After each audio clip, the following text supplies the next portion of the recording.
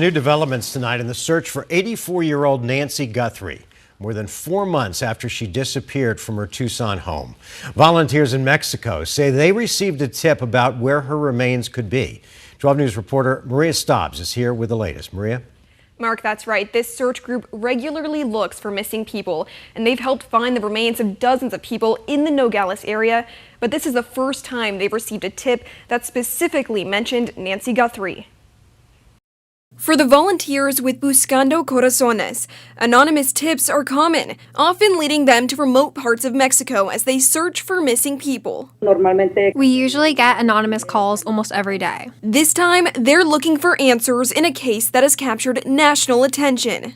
Were you familiar with Nancy Guthrie when you did get that tip? In reality, no, I didn't know. Once they told me, I looked her up. That's all I know. Here in Mexico, we search for all those who are missing the same way. Ramona Guadalupe Ayala Ortiz, the leader of the collective, says a caller last month told her Nancy Guthrie's remains are buried close to the Mariposa port of entry in Nogales, just across the border.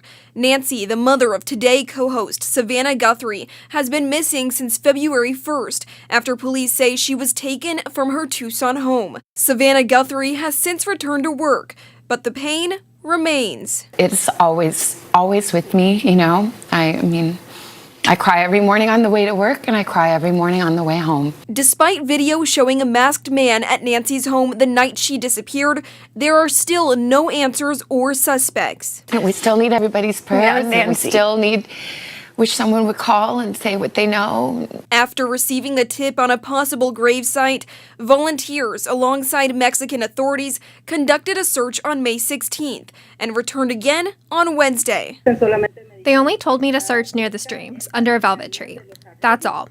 So we, as searchers, have learned the techniques for finding a clandestine grave. Ramona says searchers are looking for any signs the ground may have been altered, including burn marks and uneven soil. But both searches have come up empty. Now they're planning to search another stream on Tuesday.